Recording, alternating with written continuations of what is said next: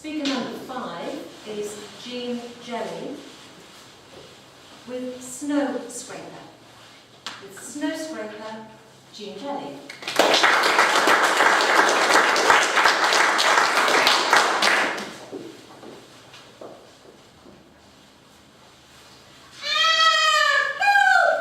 Plonk.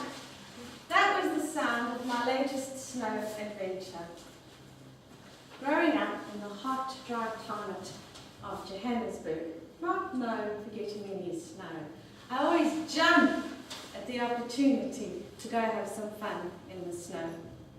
And I surprise myself at how keen I am when most of my snow escapades, well, have been quite painful, to say the least.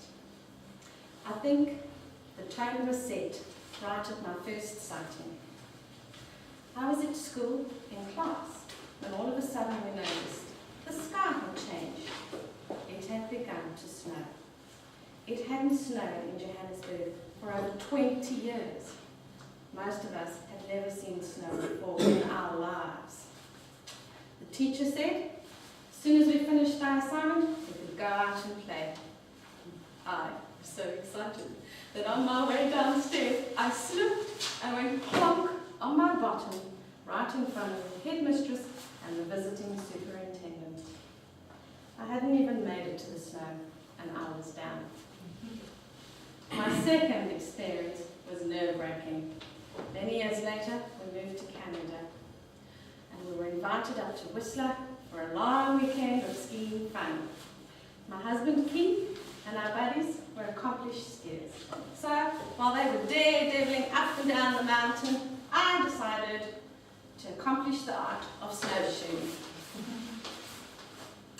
I was out and about near the cabin when I spotted this big field with some trees behind it. And I thought, that'll be a great spot to go and explore.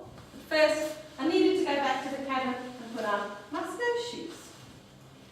Once back inside, I slipped down some tiled steps and banged my knee.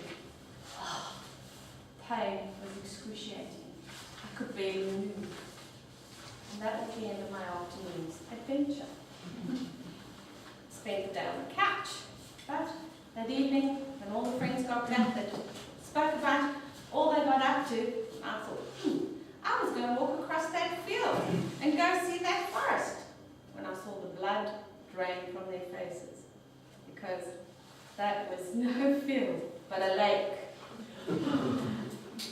It turns out that the warning sign, thin ice, was not the only thing that had fallen down that day. Well, surprisingly, none of my past snow incidents deterred me, and I decided it was about time that I learned to ski. So, we thought we'd start off with something gentle. Some cross-country skiing. There's nothing gentle about it, let me tell you. I slipped and fell about 8 times on some very hard ice. And I hadn't even left the training track. The following week, I had to go to the chiropractor. And I mentioned to her that my lower back was rather tender. And I wasn't sure if it had something to do with my numerous falls while skiing. She backed up laughing and said, do you think? I think I may have dislodged a brain cell or two, but that's another story. I seem to have this clumsy effect when other people are around me in the snow too. My father was visiting us from South Africa, and we decided to take him up to Whistler so that he could experience some snow. I'd taken his camera from him so that we could walk along the slippery, icy path. And all of a sudden, he lost his footing. And whee! Off he went down the mountain. I backed up laughing. And before you know it, plunk! I followed suit down the slippery, icy mountain. We were speeding down the mountain, and both of us stopped rather short of these jagged-looking rocks. The relief was obvious. We looked at each other and thought, are you still in one piece? Me too. My father told me all he saw were dollar signs going through his head because you had to pay for the helicopter rescue. I'm sure by now you've guessed that when I'm around snow, I always get into some kind of incident.